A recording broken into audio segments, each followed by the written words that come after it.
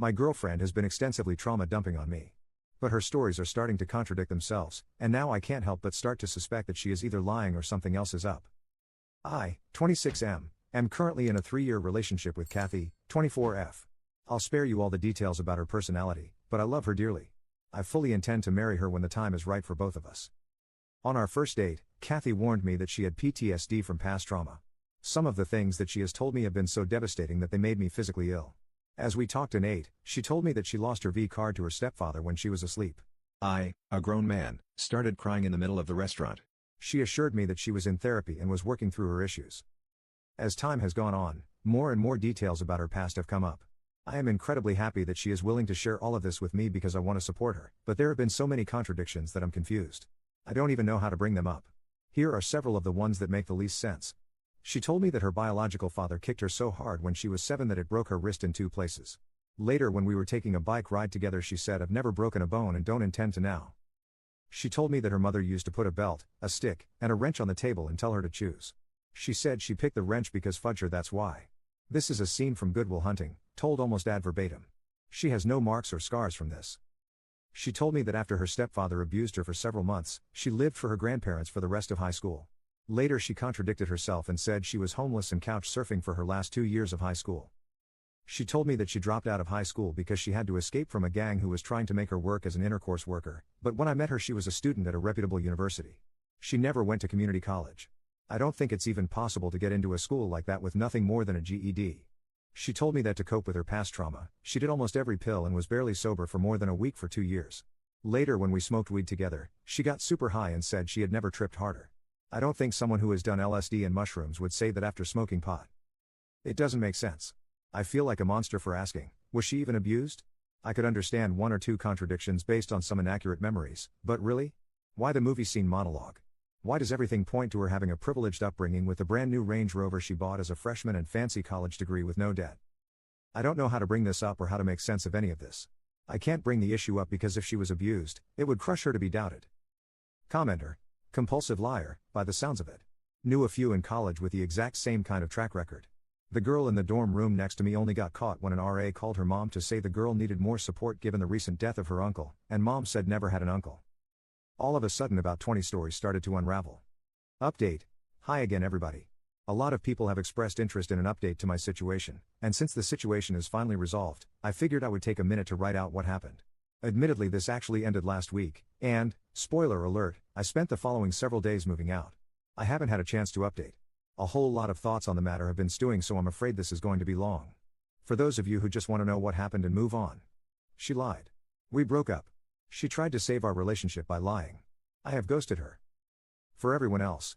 After reading through nearly every single response to my post, I came to 2 conclusions. 1, my girlfriend was lying about, at the very least, the extent of her abuse, and, 2, she was only going to continue escalating these lies unless I put a stop to it. Many people told me both in comments and DMs that if I were to directly confront her about my suspicions, she would immediately gaslight me, or deflect by calling me a monster for not believing her. I agreed this was likely, and so I went the route of stalking her on social media. I'm not proud of it, but I spent well over 10 hours stalking her on Facebook. I hadn't logged into Facebook since early in our relationship, but she seemed to be using it fairly often. Through my search, I discovered 2 things that she couldn't possibly explain away. She has another Facebook she uses for close friends and family. The Facebook page she has me on is reserved for friends from online games, giveaways, and so on. This all came to light when I started messaging her Facebook friends. I sent them a copy/pasted message. Hey, I'm Clara's boyfriend. I know this is out of the blue, but would you mind if I asked you a question? I wanted to get her a gift and was hoping for a bit of advice. The majority of the people didn't respond. Fair enough. I assume many of the messages got automatically filtered. Of those who did respond, the vast majority didn't really know Clara, or only knew her online or didn't remember her at all. It was bizarre. Where were her college friends? Her not having high school friends would be right in line with what she told me before, but I know she has friends from college because she hangs out with them regularly, or at least she did until we went into lockdown. Eventually, I figured it out. She had another Facebook. It was a total stroke of luck that led me to it. She happened to have one single friend who was on both of her Facebook pages, and when stalking her friend's friends, I found my girlfriend's second page. On her real Facebook page, everything she told me completely unraveled. Dozens of high school friends. Pictures from her high school days, ranging from class trips to dressing room pictures of her trying on new clothes to her sweet 16. Pictures with her parents with whom she seemed very happy to be having her picture taken. Pictures of her standing in front of a very large, very non-ghetto suburban house. Then I found the picture of her standing in front of her brand new Range Rover. At this point I had already decided our relationship was over. There's no explaining that. If she had mental illness so severe that she had deluded herself into believing everything she told me, she needed therapy, not a boyfriend. If all of those stories were just plain old lies, I wouldn't even know what to feel. Taking advice from the last post, I decided to ask about the Range Rover.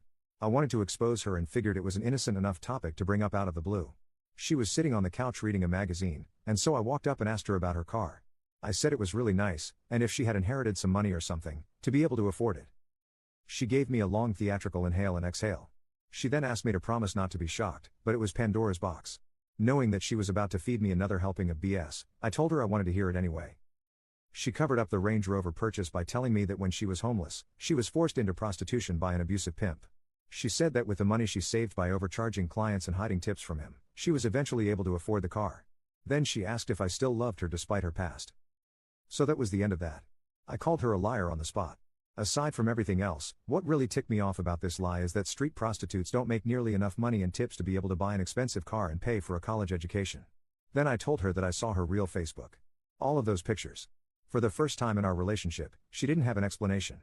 I started my move out the next morning, the lease be damned, and finally was done with it in 3 days.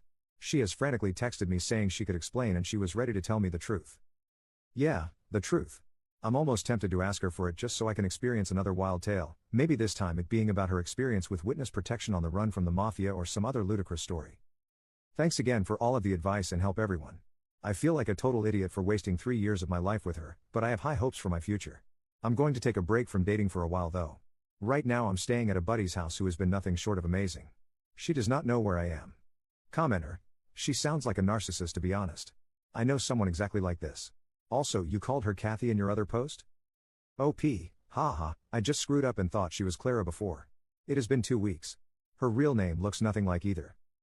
Commenter 2.